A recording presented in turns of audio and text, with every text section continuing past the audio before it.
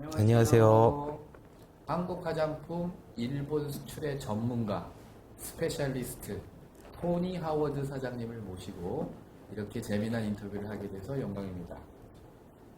토니 하워드 사장님, 안녕하십니까? 네, 안녕하십니까. 본인 소개 한번 해주시죠. 예, 주식회사 비브로 대표 토니 하워드라고 합니다. 잘 부탁드리겠습니다. 한국분 같으신데 토니 하워드시니까 약간 그렇죠. 설명을 한번 살짝 해주시면 예, 저는 이제 아버지가 일본 사람이고 어머니가 한국 분이시고 저는 이제 영국에서 22년 있어서 국적은 영국입니다.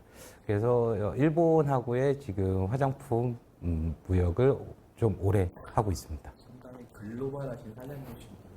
일본, 한국, 영국. 네. 대단한 거죠.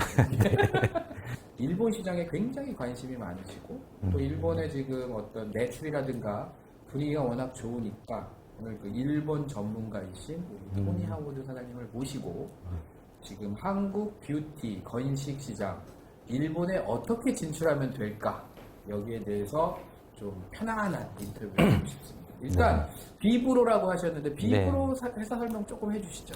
저희 비브로는 일단은 유통으로 시작한 회사이고요. 저희가 유통으로 처음에 시작을 했으나 물류를 자체적으로 이제 꾸리게 됐었어요. 그 이유 중에 첫 번째 하나가 유통은 하는데 이게 물류비로 들어가는 비용이 부담이 이제 너무 커지다 보니까 그렇죠. 이거를 외주를 주는데 답이 없더라고요. 그렇죠. 많게는 월에 저희가 3PL 비용으로 4억, 5억 정도를 외주를 주다 보니까 도저히 안 되겠다 싶어서 저희가 이제 자체 물류를 세팅을 했고 근데 유통과 물류가 해결이 되고 나니까 이 문제가 뭐냐면 이제 코로나를 겪으면서 일본 시장에 그 전에 저희의 매출의 9가 원래 오프라인이었고 1이 온라인이었었어요. 근데 이게 코로나 때 9대 1이 바뀌어 버렸죠. 그러면서 저희도 온라인으로 체질 전환을 하면서 물류를 갖고 있던 게 상당히 저희한테 도움이 됐었으나 이게 단순히 유통 그리고 이제 물류만을 가지고는 이제 브랜드 하나를 시장에 자리 잡게 하고 띄우기에는 너무 많은 노력과 시간이 필요하다 보니 저희가 계정 운영 대행이라는 거를 저희가 이제 일본 저희 특수 플랫폼 큐텐이나 아마존에 이제 브랜드사들이 하기 힘든 이 플랫폼을 저희가 계정 운영 대행을 시작을 했고 근데 계정 운영 대행을 하다 보니 이게 또 마케팅에 문제가 생겨요. 그렇죠. 마케팅이 필요하죠. 네. 그래서 마케팅 팀을 세팅을 했고 저희는 이제 단순 유통사하고는 좀 다르게 저희는 전문적인 프로그램 팀이 있다 보니까 마케팅의 효율이나 데이터를 저희는 좀 전문적으로 볼 수 있다. 네. 그래서 국내에서 저희처럼 이 5개 서비스를 운영하는 회사는 제가 알기로는 아직은 없는 걸로 알고 있습니다. 왜냐하면 보통은 유통사면 유통사, 그리고 계정 운영 따로, 마케팅 외주 따로, 그리고 물류 따로, 프로그램 따로. 이제 보통 이렇게들 많이 하시다 보니까 브랜드사 입장에서는 어느 쪽이 효율이 나야 되고 이거를 확인이 안 돼요. 이 데이터 자체가. 이제 그러다 보니까 저희 입장에서는 이거를 다 한 번에 원스톱 서비스를 했을 때 코스트 세이브도 되고 그리고 이게 브랜드사들한테 갔을 때 정확한 데이터와 효율을 저희가 측정해서 리포트를 할 수 있게끔 그렇게 진행을 하고 있습니다. 비브로가 뭐 굉장한 멀티플레이어네. 일본 유통 시장에 대해서 궁금해하시는 분들이 굉장히 많아요. 지금 일본이 좋다고는 얘기를 들었는데 지금 일본의 어떤 뷰티 건식 유통 시장이 어떻게 돌아가고 있는지 좀 간단하게 한번 설명해 주시죠. 네, 일본 같은 경우에는 이제 한국 브랜드사들이 조금 많이 오해를 하시는 것 중에 하나가 한국은 이제 올리브영이 다잖아요. 하죠. 네, 올리브영이 단데 일본 같은 경우는 버라이티 스토어, 드럭 스토어, 멀티 스토어를 다 포함하면 일본 전역에 7만 개 점포가 있습니다.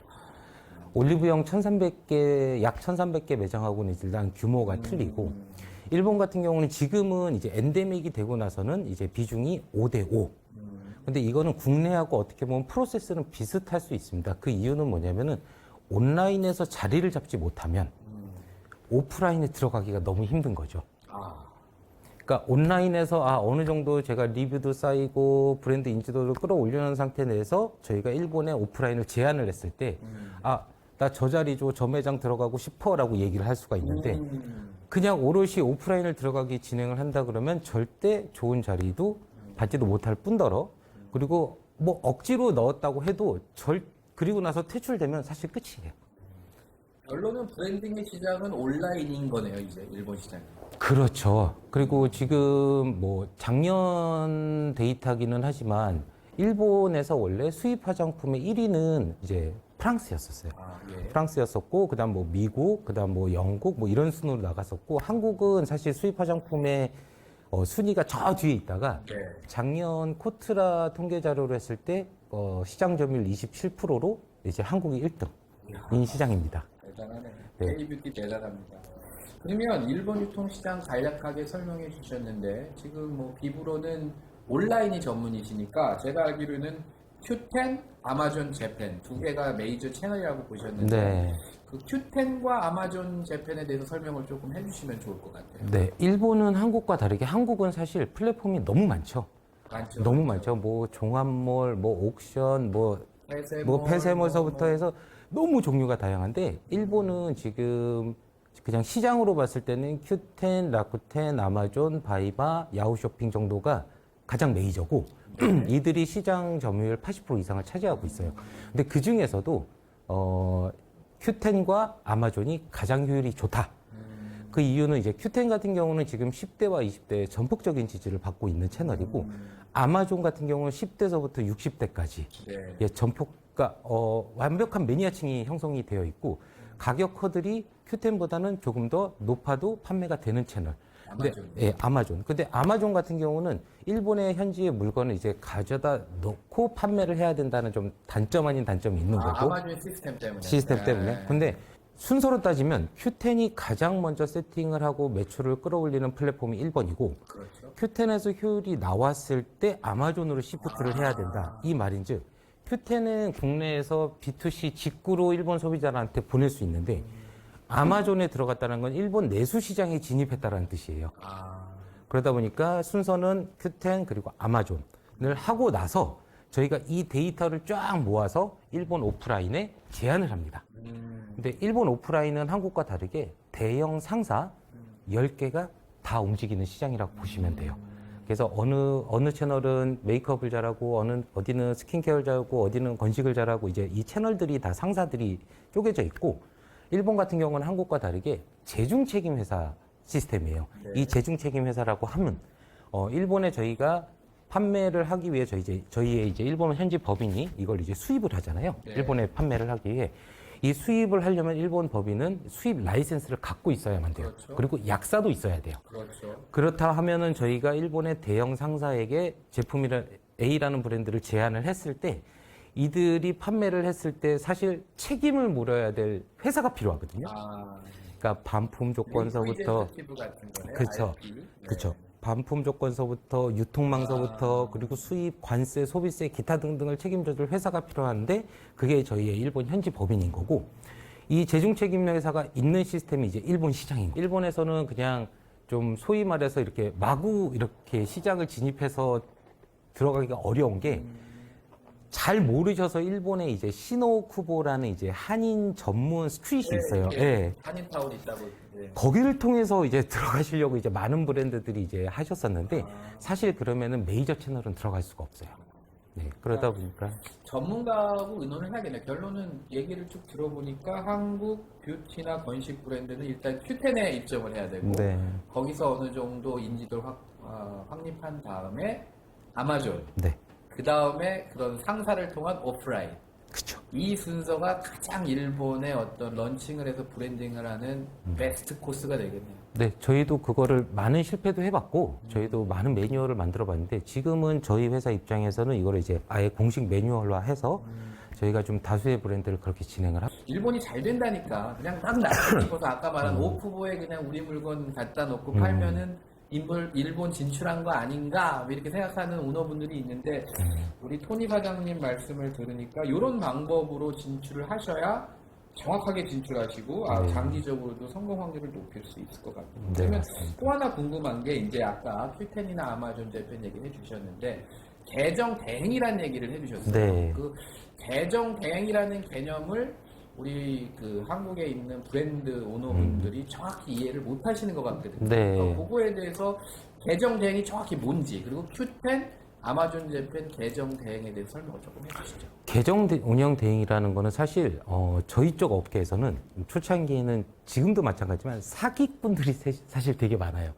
이 사기꾼들이 뭐냐면 이제 브랜드사가 계정 Q10이라는 계정 하나를 운영하려고 그러면 최소 5명이 필요합니다. 5명이나 예, 필요해요? 메인 MD, AMD, 디자이너, 그리고 물류 담당, CS 담당.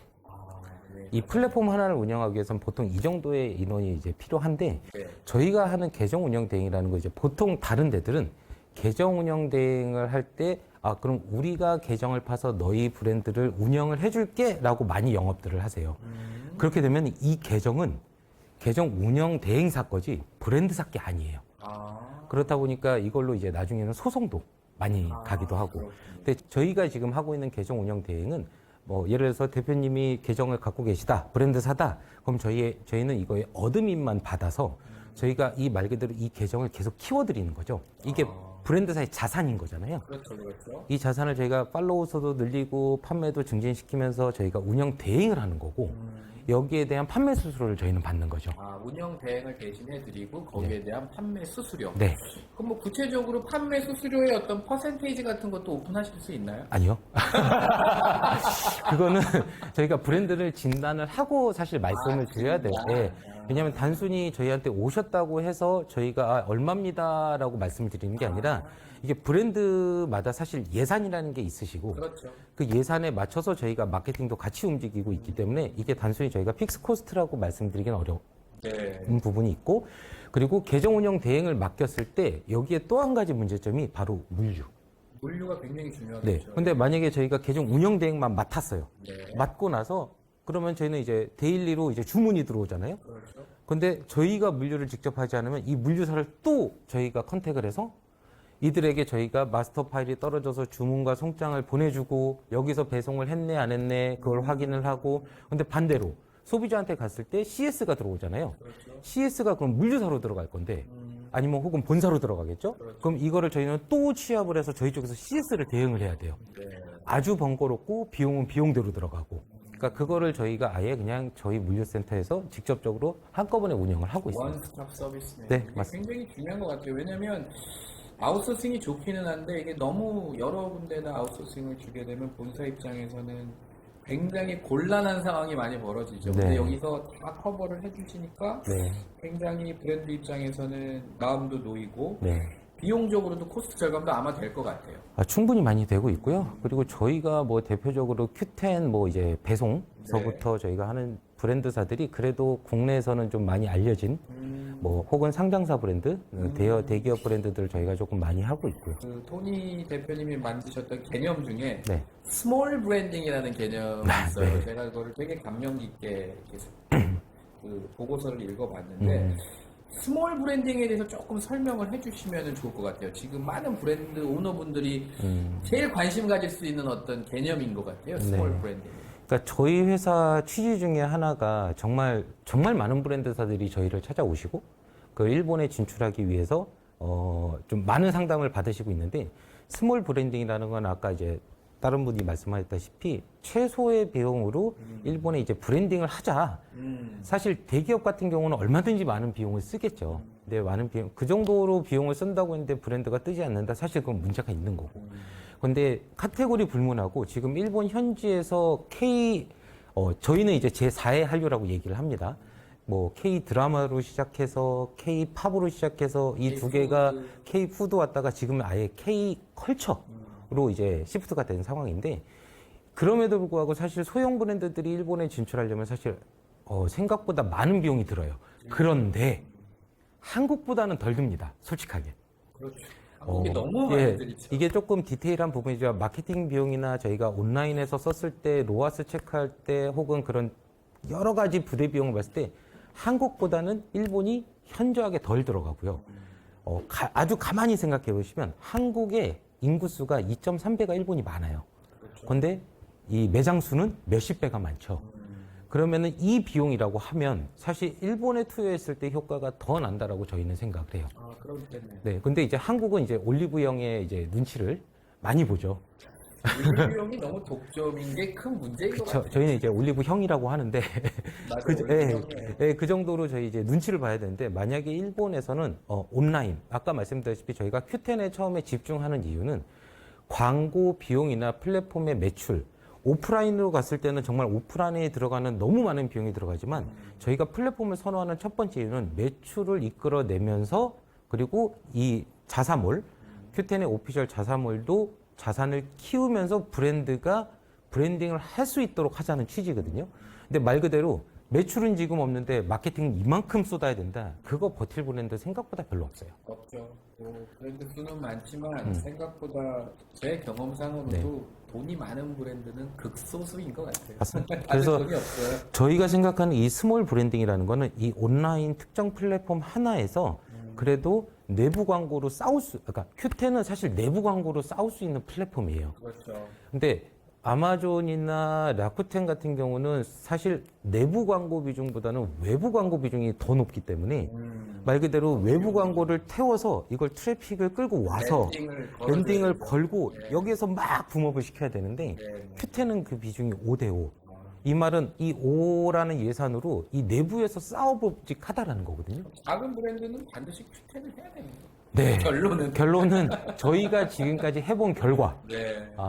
큐텐이 그렇게 해서 효율이 가장 컸었고요. 그래서 브랜딩 했을 때 사실 어떻게 브랜드를 이끌어 나가는 거는 브랜드사와 저희의 이제 협업이지, 저희 혼자 막 열심히 한다고 되는 거는 아니고요. 자랑을 좀 한번 해요. 지금 토니 대표님네 그 계정된 비브로에서 핸들링을 해서 성공한 브랜드의 이제 예를 좀 들어주시면 네. 다른 브랜드들도 이제 그 브랜드처럼 이제 꿈을 꾸겠죠. 어느 브랜드가 지금 드라마틱한 성공을 많이 거두지 몇 브랜드만 좀 얘기를 해주시죠. 대표적으로 이제 올리브영이 있는 이제 투크라는 투크라는 브랜드도 저희 쪽에서 효율이 시작한 지 얼마 안 됐는데 정말 많이 효율이 나왔고 블랙로즈라는 브랜드가 있는데 베트남에서 성공한 브랜드죠. 베트남에서 엄청 성공한 브랜드. 예, 베트남 이제 1등인 한국 브랜드인 거고.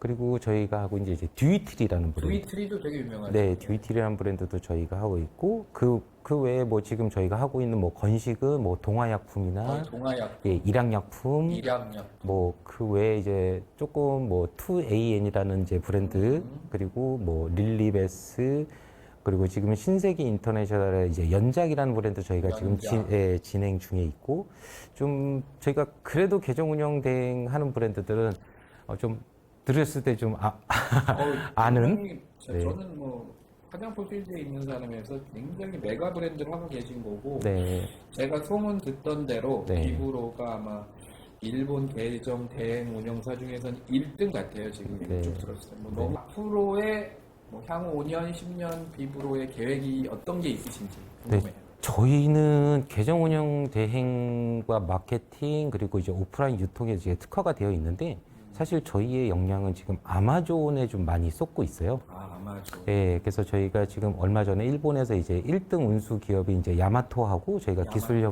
협약을 했고 지금 야마토와 함께 뭐 로맨이라는 브랜드나 아니면은 이제 메디힐이라는 브랜드 이제 아마 다음 달부터는 이제 저희가 코스RX라는 브랜드를 저희가 이제 아마존 FBA를 이제 진행을 하는데 사실 뭐 일본만 놓고 보자면은 저희 회사가 더 노력해서 일본에선 최고의 유통사 겸 물류사다라는 게 일단 1차 목표인 거고 2차 목표는 사실 저희는 이제 샤피를 좀 생각을 많이 하고 있습니다. 샤피요? 네, 샤피. 왜냐면 동남아시아에서는 사실 샤피 이상의 플랫폼이 아직 현존하지는 않습니다. 샤피가 1등입니다. 물론 라자다가 있긴 하지만 샤피에 비할 바는 아니고. 근데 샤피 같은 경우도 사실 계정 운영 대행을 맡겼을 때 셀러들이 직접 하는 거에 비해 현지 파트너가 있을 때 효율이 월등히 좋거든요. 그렇죠. 네. 그러니까 샤피 같은 경우도 기본적으로 플랫폼이기 때문에 뭐 큐텐이나 뭐 아마존하고 비슷할 거라고 생각하실 수도 있겠지만 결이 완전 틀립니다. 샤피 같은 경우에 결이 다르다 보니까 저희 같은 경우는 지금 동남아시아에 그리고 저희 현지 파트너사 그리고 여기 계신 우리 에릭슨 대표님하고도 협업해서 샤피라는 특정 채널과 특정 고가를 사실 키우고 싶습니다.